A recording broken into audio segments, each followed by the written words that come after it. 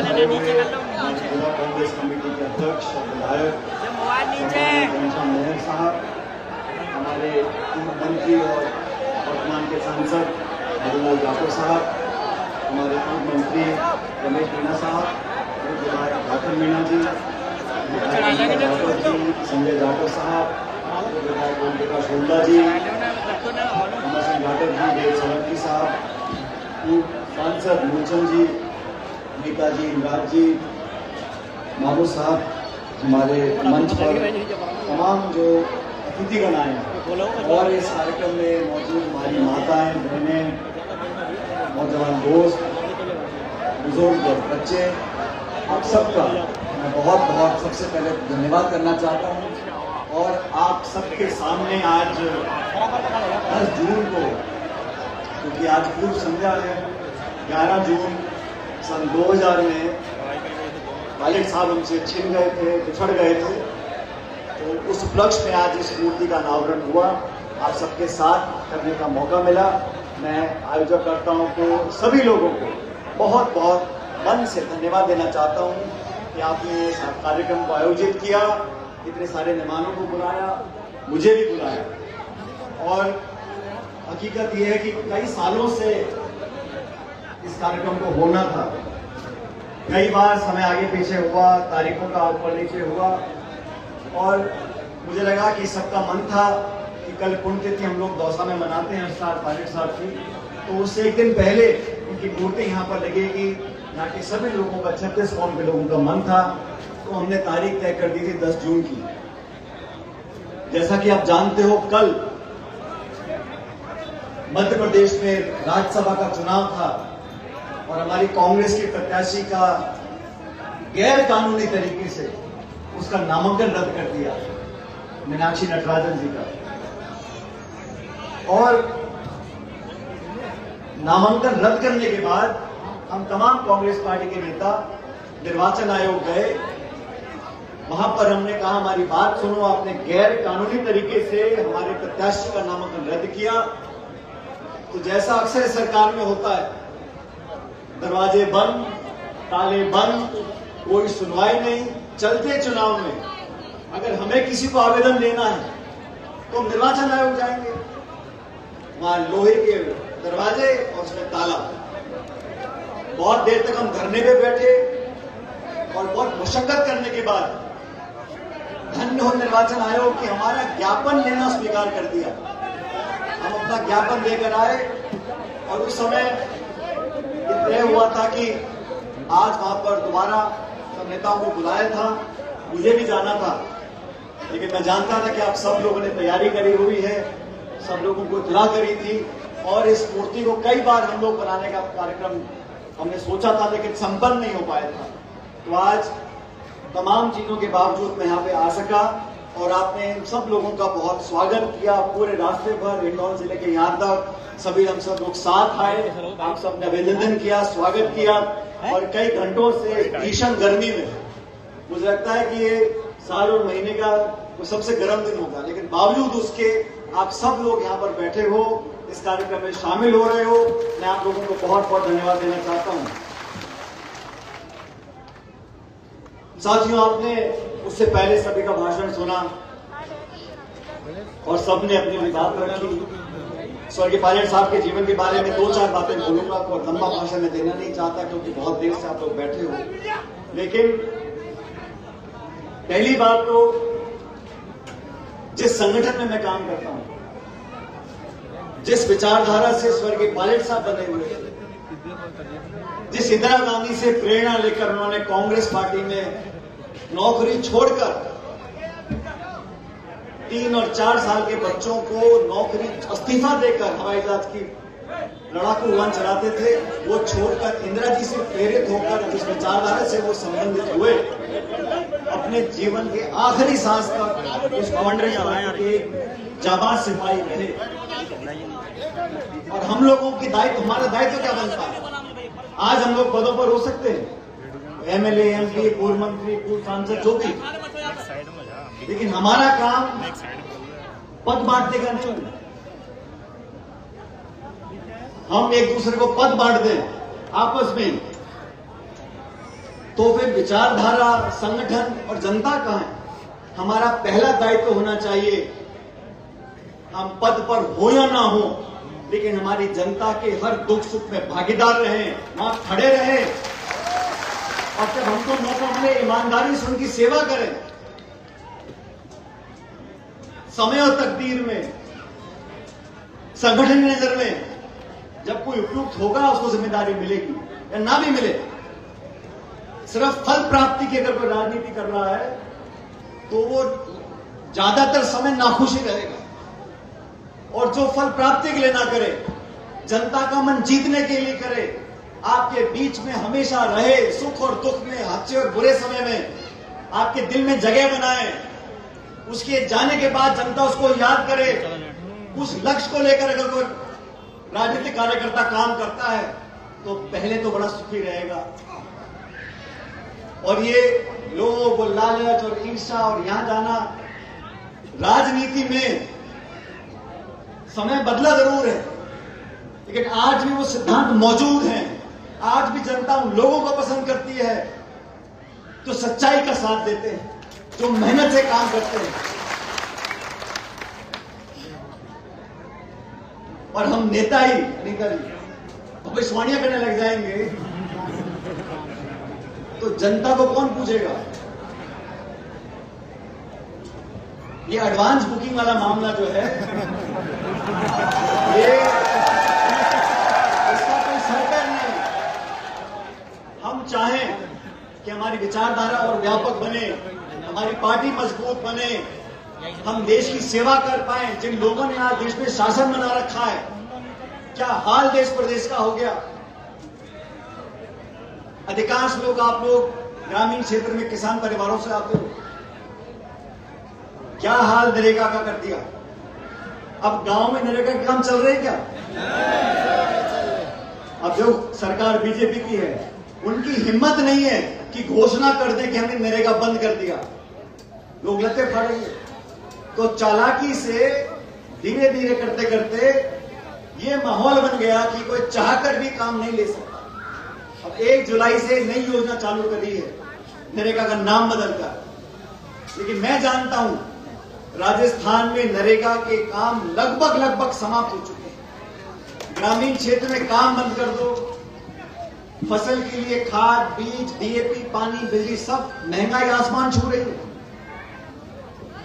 जब फसल की खरीद के दाम की बात आती है तो किसान की सुनने वाला कोई नहीं। फसल खराब हो जाए तो बीमा कंपनी के चक्कर काटते रहो, मुआवजा मिलता नहीं, और किसान के बच्चे अगर पढ़ लिखे नहीं जाएंगे आगे तो देश, करौली राजस्थान आगे नहीं बढ़ सकता। स्वर्गीय पायलट साहब ने फौज की नौकरी छोड़ने के बाद, क्योंकि वो ग्रामीण परिवेश से आते थे, उस दुख और पीड़ा को समझते थे। मैं बड़ा सौभाग्यशाली हूं, मैंने वो दुख नहीं देखे। अच्छे स्कूल में गया, अच्छी कॉलेज में पढ़ाई करी, अफसर मुझे मिले। लेकिन मैं धन्यवाद देना चाहता हूं पायलट साहब का कि तमाम सुविधाएं होने के बावजूद भी उन्होंने घर का माहौल हम लोगों को ये एहसास जरूर कराया कि किसान में रहने वाला, गांव में रहने वाला जो किसान है, जो 2.5 बीघे में खेती करता है, उसको अपनी बच्ची के हाथ पीले करने के लिए कितने धक्के खाने पड़ते हैं, कितना उधार लेना पड़ता है। आज समय बदल गया, आज हाथ में मोबाइल फोन है, लगभग हर चौथे गांव घर में ट्रैक्टर है। लेकिन जो उन्नति शहरों में हो रही है वो गांव में नहीं हो रही। जो अमीर गरीब की खाई है वो बहुत बढ़ गई है। गांव शहर में जो दूरियां हैं वो बढ़ रही हैं। और देश में जिन लोगों का शासन आज है 11-12 सालों से, क्या भाषण दिए थे आप लोग? हाँ या ना बताना। ये कहा था कि किसान की आमदनी दुगनी होगी, कहा था कि नहीं कहा था? हो गई आमदनी दुगनी किसानों की। कितने लाख करोड़ रोजगार देंगे। जो नौकरियां चल भी रही हैं, जो बड़े बड़े सरकारी कंपनियां थी उनकी नौकरी बंद कर दी। निजी क्षेत्र में इस देश के हवाई अड्डे, बंदरगाह, बिजली घर, खान, गोदाम सब चंद लोगों के हाथ में दे दिया। संविधान से छेड़छाड़ कर कर जो आरक्षण को अंबेडकर साहब ने दिया था संविधान के अंदर, उस पर भी नजर टिकाए बैठे थे। वो तो भला हो देश की जनता का कि 400 पार नहीं किया, 240 पे लटका दिया। ये तो भगवान जाने क्या करते संविधान के धज्जे उड़ाई जा रही है। हमारी कांग्रेस की प्रत्याशी पेपर दे रही है नामांकन का, 6:30 बजे कहते हैं आपका नामांकन कैंसिल। क्यों कैंसिल? कि आपको फला साल में एक नोटिस आया था, उस पर कोई एफआईआर नहीं, कोई चार्जशीट नहीं, कोई केस नहीं, कोई मुकदमा नहीं, कोई सजा नहीं, लेकिन नामांकन रद्द कर दिया क्योंकि वो कांग्रेस की प्रत्याशी थी। ये विपक्ष प्रहार नहीं है। इस 75 साल में देश में जो लोकतंत्र की जड़ें मजबूत हुई थी, उन जड़ों पर ये मट्ठा डाल रहे हैं, उन जड़ों को कमजोर करना चाहते हैं। इस बात को समझना पड़ेगा। हमारा विरोध व्यक्तिगत किसी से नहीं, लेकिन जो काम होता है, जो शासन चलाता है, जिसे जिम्मेदारी, जिस शपथ इसने ली है, उसको तो सच्चाई के रास्ते पर चलना पड़ेगा। आप भ्रष्टाचार करोगे, आरोपियों को बचाओगे। 22 लाख बच्चों के जीवन से खिलवाड़ हुआ, नीट का पेपर लीक हुआ, शिक्षा मंत्री को इस्तीफा देना चाहिए था। और मैं कई सालों से बोल रहा हूं, ये जो बच्चों का पेपर लीक होता है ना, इसमें एक बच्चा बच्ची की बात नहीं है। और क्या जवाब आया? मैं तो कहीं सुना नहीं कि सरकार ने कोई जिम्मेदारी ली हो, किसी मंत्री को बर्खास्त किया हो। कोई सुनने वाला नहीं है। इस व्यवस्था को बदलने के लिए हम सब लोग मिलकर काम कर रहे हैं। और साथियों, जब चुनाव होता है तो सरकारें बदलती रहती हैं। पहले भी कांग्रेस पार्टी जीती और हारी, मैं सरकार में भी रहा हूं, विपक्ष में भी रहा हूं। फिर आज जो माहौल बन गया, चाहे निर्वाचन आयोग हो, चाहे न्यायपालिका हो, चाहे प्रशासन हो, चाहे पुलिस हो, चाहे मीडिया हो, सब जगह ऐसा वायुमंडल बना दिया कि एक तरफा शासन करने का। परिसीमन करेंगे, मनमर्जी से करेंगे। वोटर लिस्ट बनेगी, मनमर्जी से बनेगी। सवाल पूछो तो आप देशद्रोही हो। नौकरी क्यों नहीं लगी? राजस्थान में रोज लूटपाट हो रही है, अत्याचार हो रहा है, गोलियां चल रही हैं, अधिकारी मोटा पैसा ले रहे हैं, मंत्री आग मूंद रहे हैं। आप सवाल पूछो तो जवाब आएगा हिंदू मुसलमान, मंदिर मस्जिद, हिंदू मुसलमान कर करके, मर्यादा पुरुषोत्तम भगवान राम का नाम लेकर कितनी बार इस काट की हानि पे चढ़ा होगा। ये लोग, इनसे सावधान रहना पड़ेगा। मैं फिर कह रहा हूं, संयम जरूरी है, संतोष जरूरी है, सम्मान देना जरूरी है।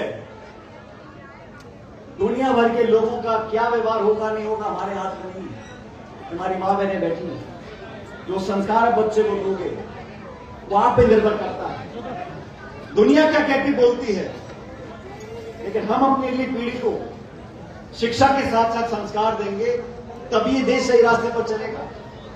माफ करना, मैं देखता हूं आजकल नौजवानों के अंदर जो सोच पैदा हो गई है, कोई सुनने को तैयार नहीं है।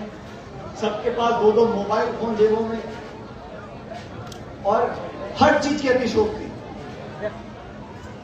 जीवन में और राजनीति में।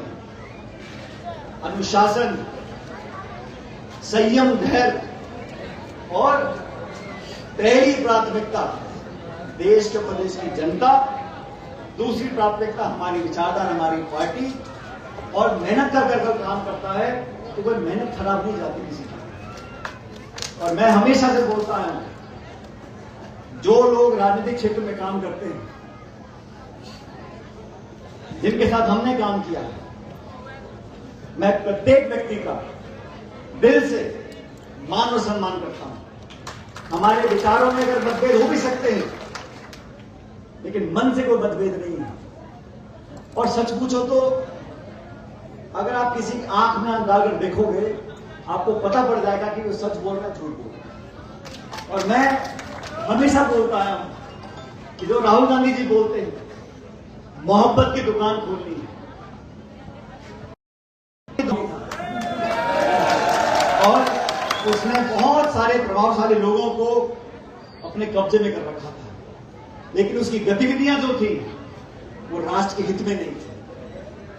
तो उस व्यक्ति पर हाथ डालने में बहुत लोग कतराते थे। वालिद साहब को मौका मिला गृह मंत्रालय में काम करने का, और जब सबूत और तथ्य सामने आए तो बिना डरे उन्होंने परवाह नहीं करी कि मेरा आगे क्या होगा। सुना? कोई परवाह नहीं, क्या होगा नहीं होगा, लेकिन सच्चाई और देश ये सबसे पहले।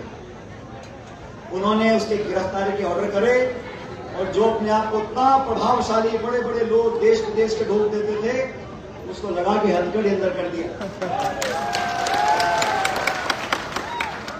उसके बाद बहुत से लोग वालिद साहब से असहमत हुए, बहुत कुछ कहा, लेकिन उन्होंने कभी भी सच्चाई का रास्ता नहीं छोड़ा, अपने कदम पीछे नहीं करे। तो आज ये मूर्ति यहां जो लगी है, ये उस बात का प्रतिबिंब है। जय जवान और जय किसान और सबको साथ चलने की बात जो मन से बहुत लोगों ने बोली, रमेश जी ने बोली, लाखन जी ने बोली, मैं बताना चाहता हूं, किसी भी मुद्दे का समाधान तब होगा जब चर्चा होगी। और मैं चाहता हूं जो इस देश में किसानी कर रहा है, जो अनाज पैदा करता है और अनाज मंडी में चला जाता है, तो बता नहीं पाओगे उस किसान को, किसको, उस अनाज को किसने पैदा किया है। यादव ने किया है, जाट ने किया है, मीणा ने किया है, गुजर ने किया है। किसान एक कौम है, और जो लोग आपस में बंटवाने का काम करते हैं उनको समझना चाहिए कि संसाधन सबके हैं। बिजली हो या बांध का पानी, आपके पास है। पुलिस है, फौज है, प्रशासन है, मंत्री है, सांसद है, सब लोग हैं। और हम सब लोग जो चाहते हैं कि हर समस्या का समाधान प्यार और मोहब्बत से निकले, बातचीत से निकले। जो कुछ हम सबसे बन पड़ेगा हम करने को तैयार हैं, लेकिन देश और प्रदेश का जात और धर्म के नाम पर जो राजनीतिक लाभ उठाना चाहते हैं वो हम कभी नहीं होने देंगे। मैंने बहुत चालें देखी हैं, मुझे भी 25 साल हो गए, मैंने बहुत लोगों को चाल खेलते हुए देखा है, लेकिन अंत में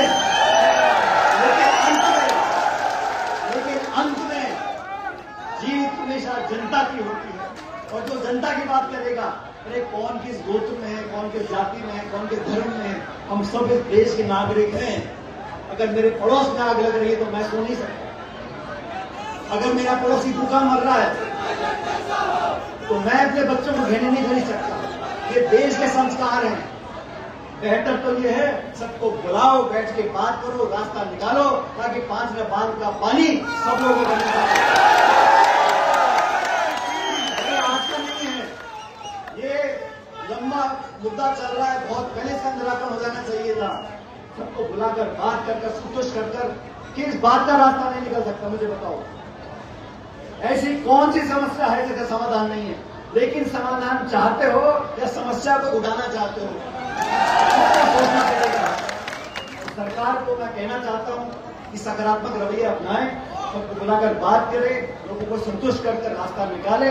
सब चाहते हैं, कोई नहीं चाहता कि मेरे पड़ोस वाले जो किसान हैं उनका जो खेत है वो सूखा रह जाए, कोई नहीं चाहता। लेकिन बुलाकर बात करनी चाहिए। और जहां तक समाजों की बात है, लाखन जी ने कहा सिर्फ 2 समाज की बात नहीं है, ये तो है, ये तो हमारी बाई दाई आंख है जिस समाज की आप बात कर रहे हो। लेकिन जो भी समाज है, छोटा है बड़ा